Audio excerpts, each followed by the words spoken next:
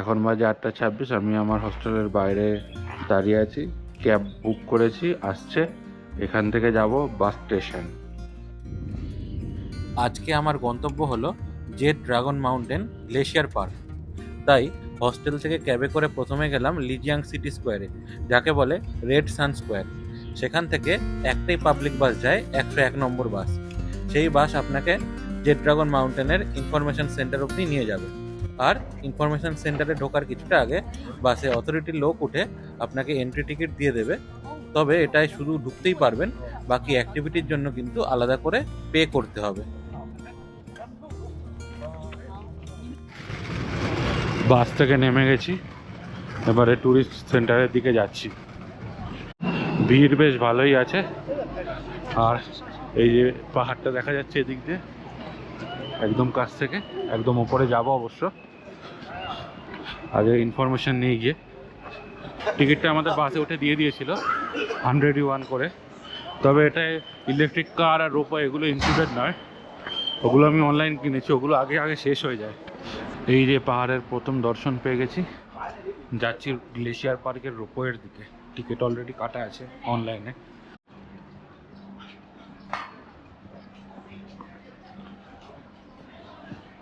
কেবল কার ওয়েটিংয়ের লাইনটা বিশাল লম্বা, অনেকক্ষণ ধরে দাঁড়িয়ে আছি। অলমোস্ট 10:20 বাজে, ঢুকতে দিয়ে দিয়েছে। আমি একটু টেনশনে ছিলাম, কারণ আমার টাইম ছিল 9টা থেকে 9:29। এত ভিড়, 30 মিনিট তো লাইনেই লেগে যায়। সবাই তো তাহলে টাইমের পরেই আসবে। 10:36 লাইন এগোচ্ছে।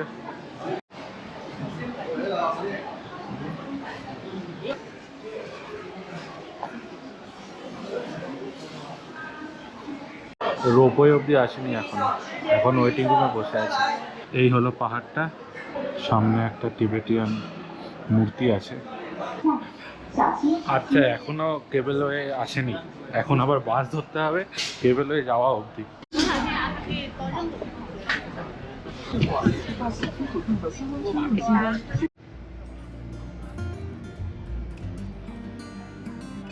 আমি যে টিকিট কেটেছি তাতে গ্লেশিয়ার পার্ক, কেবলওয়ে আর ব্লু মুন ভ্যালি ইনক্লুডেড, যার প্রাইস লেগেছে 3000 টাকা। আমি trip.com থেকে কেটেছিলাম। তবে এন্ট্রি ফিটা কিন্তু আলাদা, যেটা অথরিটির লোকই আপনাকে দিয়ে দেবে।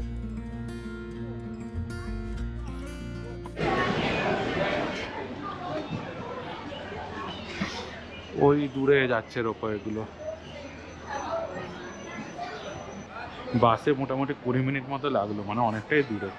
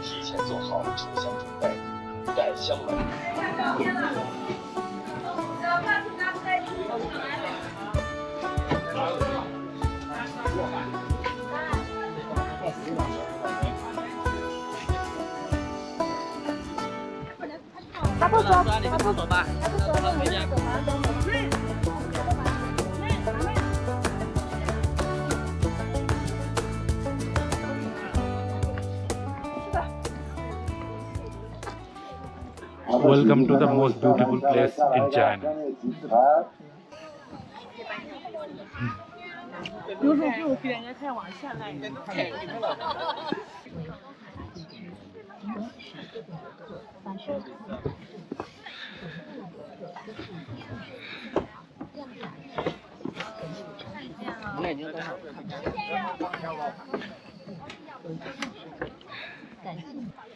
কত প্রশংসা করব, যতই করব ততই কম হবে।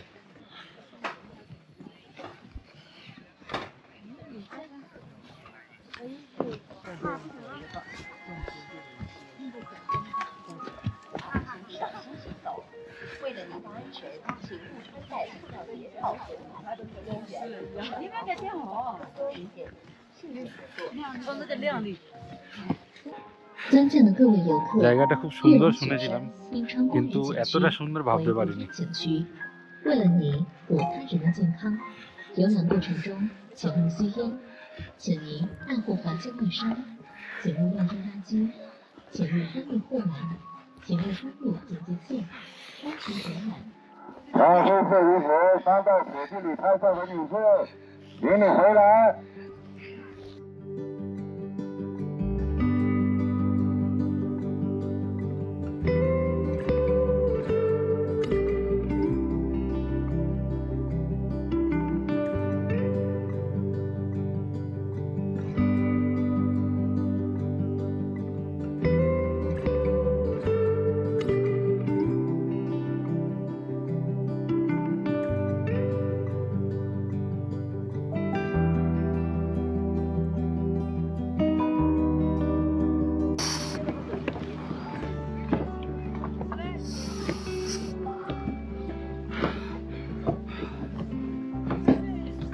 এবারে সত্যি একটু অক্সিজেনের সমস্যা হচ্ছে।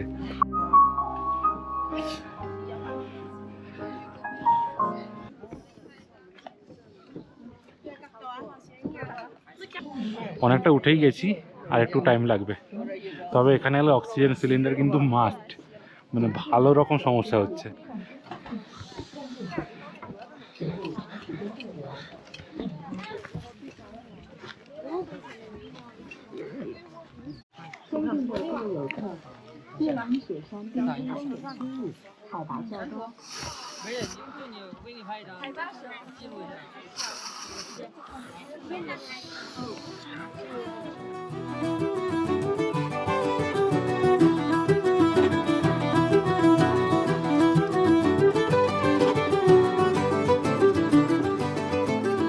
যতটা ভেবেছিলাম তার থেকে বেশি চ্যালেঞ্জিং, কিন্তু কাছাকাছি চলে এসেছি, পৌঁছে যাব।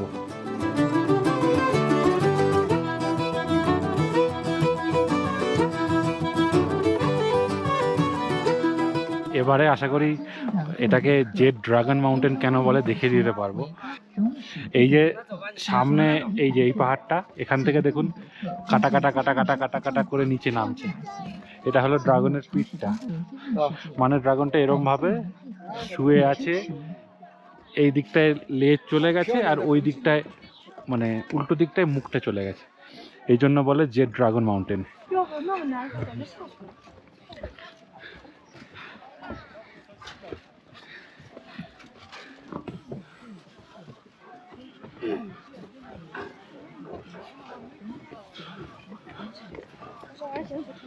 পৌঁছে গেছি পিকে, 4680 মিটার এলিভেশন, কিন্তু কষ্টটা এলিভেশনের তুলনায় বেশি হচ্ছে। টপে প্রচণ্ড ভিড় হয়ে গেছে, এই যে সামনে টপে যে ভিড়টা দেখাই।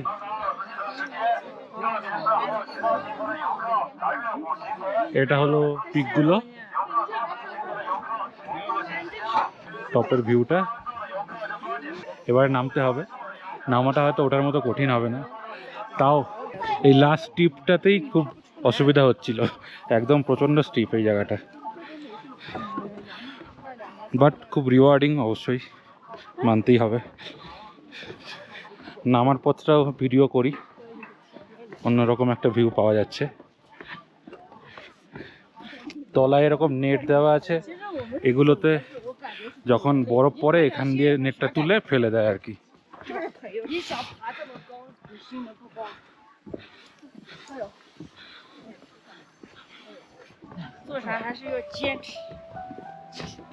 এখানে ভিউটা বেস্ট।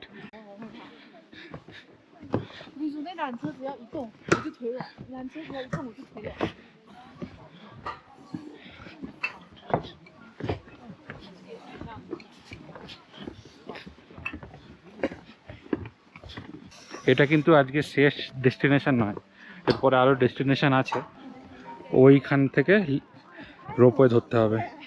এখন এতটা নামতে হবে, ঠিক আছে, নামতে অতটা কষ্ট হচ্ছে না। ডায়ামক্স জাতীয় কোনো ওষুধ থাকলে ভালো হতো, আমি নিয়েও আসিনি, সব ওষুধই এনেছি। ডায়ামক্স আনলে ঠিক হতো, যদি আসেন নিয়ে আসতে পারেন ওই টাইপের ওষুধ। সবাই এখানে ফুঁস ফাঁস করে মারছে অক্সিজেন, ফক ফক করে মারছে। কোথায় এরকম একবার করে নিয়ে ছেড়ে দেবে, তারপরে আবার কিছুক্ষণ পরে নেবে, ফাঁস ফাঁস ফাঁস ফাঁস করে মারছে অক্সিজেনটা। বরফের চাদরে পুরো ঢাকা এই জায়গাটা। একটা অবাক করা ব্যাপার, নিচগুলোতে পুরো বরফ, উপরগুলোতে বরফ নেই। আমি তো দূর থেকে যখন পিকগুলো দেখছিলাম অল্প বরফ আছে, বেশিটাই বরফ নেই, হয়তো বরফ পাবো না, কিন্তু উঠে কেস উল্টো দেখলাম। এখানে আসার বেস্ট টাইম কিন্তু স্প্রিং, মানে এখন এপ্রিল মাসে, এপ্রিল মে দুটোই ভালো, মার্চ এপ্রিল মে এই 3টে মাস খুব ভালো। তার আগে এলে একটু ঠান্ডা থাকবে, আর তারপরে এলে বরফটা গলে যাবে, ভিউটা অতটাও ভালো লাগবে না যতটা এখন লাগছে। এখানে বরফে পা স্লিপ কাটছে। রোপওয়ের এন্ট্রান্সে ঢুকছি, এই যে সামনে রোপওয়ের এন্ট্রান্স, দেখি কতক্ষণে রোপওয়েটা পাই। এত ওপরেও এখানে পাওয়ার ব্যাংকের ব্যবস্থা আছে, কিউআর কোড স্ক্যান করে পাওয়ার ব্যাংক নিয়ে চার্জ দিয়ে নিন, তারপর আবার এখানে ফেরত দিয়ে দেবেন।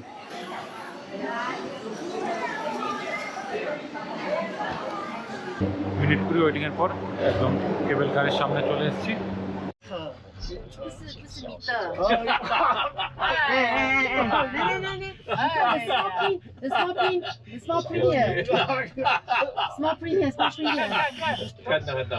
领导相信你吗？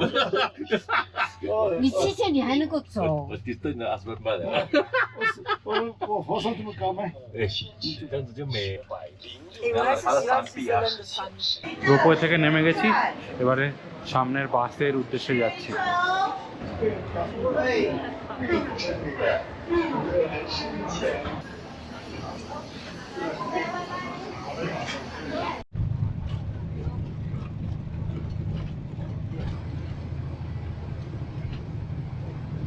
ব্লু মুন ভ্যালিতে চলে এসেছি, সিঁড়ি দিয়ে নামছি, সামনে একটা ভিউ পয়েন্ট, আবার নেমে আরেকটা ভিউ পয়েন্ট, এরকম করে আছে।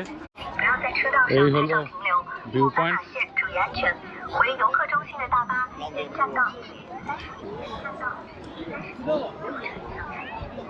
এই হলো ব্লু মুন ভ্যালি।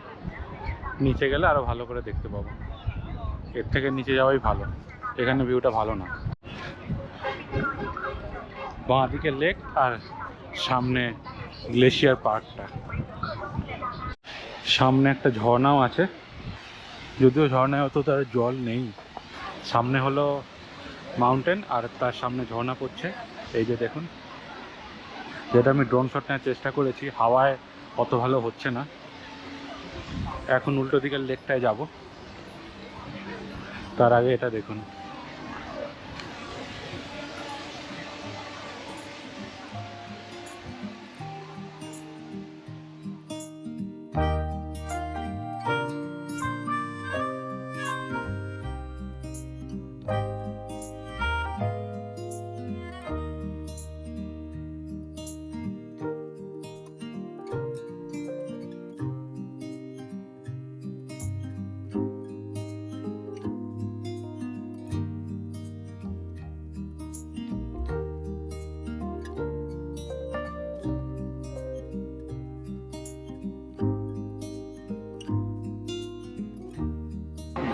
এই হলো ব্লু মুন লেক, একদমই নীল জলের রংটা। আর ওইদিকে সব ফটো তোলার জন্য হিড়িক লেগে গেছে সামনে। এরা এখানে অনেকে ফটোশ্যুট করতে আসে, অনেকে ওয়েডিং ফটোগ্রাফি করতে আসে। নিচে আর একটা পোর্শন আছে দেখছি, ওই দিকটায় যাব, ব্রিজটা ক্রস করে নিচে চলে যাব। এই একটা ঠিকঠাক স্পটে এসছি।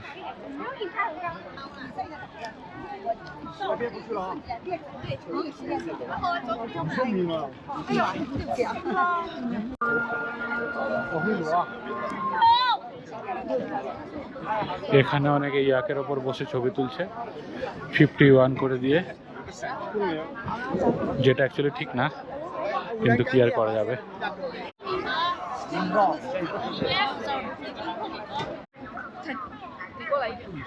এই হলো আসল রং, আর সামনে এই যে ভিউটা।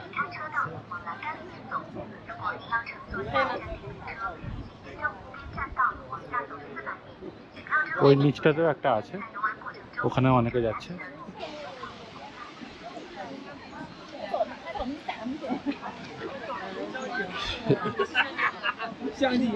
এই যে দেখে নিন ভিউটা।